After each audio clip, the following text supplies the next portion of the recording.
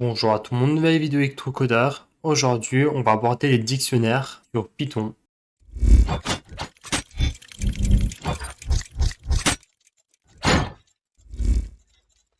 Donc les dictionnaires, c'est un peu équivalent au tableau. Donc dans un dictionnaire, on a des clés et des valeurs. Donc pour vous faire un petit exemple, donc tout d'abord, on va mettre dans une variable notre dictionnaire. Et cette fois-ci, on va utiliser ce signe-là pour les dictionnaires. Prenons un exemple, nation.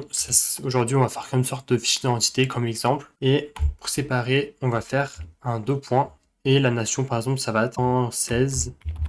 Donc ici, on a la clé. Donc la clé, donc key en anglais. La valeur, c'est value en anglais. Donc on va pouvoir parcourir, on va pouvoir ajouter, supprimer des éléments d'un dictionnaire. Et c'est ce qu'on va voir dans cette vidéo. On a notre exemple de carte d'identité, par exemple, égal. Donc on ouvre les crochets. Première chose, on va mettre le prénom, deux points. On va renseigner une valeur. Par exemple, prenons John, virgule, nom, faisons en deux points. Et là, on va mettre la valeur. Par exemple, pour son nom, on va mettre le fou. Après, on va mettre une nouvelle clé, par exemple, sa nation. Et on va mettre française. On va mettre une autre clé, la ville dans laquelle il vit, par exemple. Et on va mettre Paris.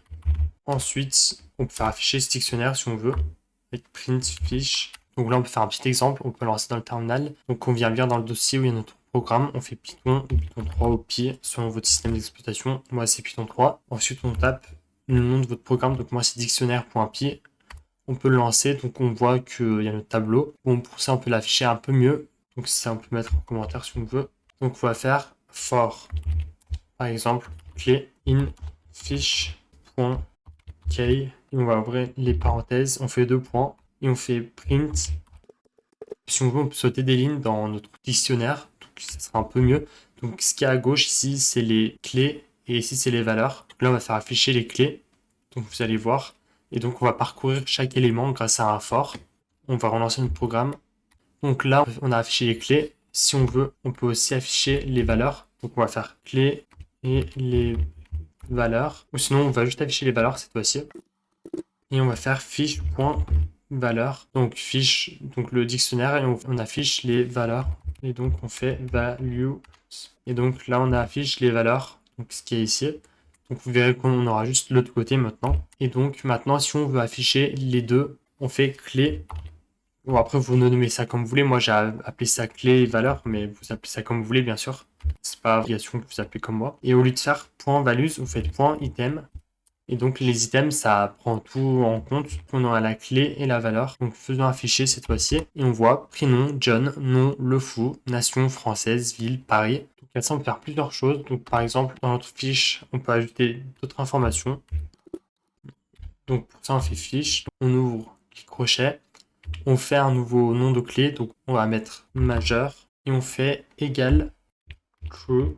Et donc là, on a mis une nouvelle colonne, en fait, une nouvelle case. Donc ce serait majeur, true. Donc là, on peut faire afficher si on veut. Et donc majeur, true, donc vrai. Mais après, si on veut, on peut mettre vrai comme ça plutôt. C'est comme on veut.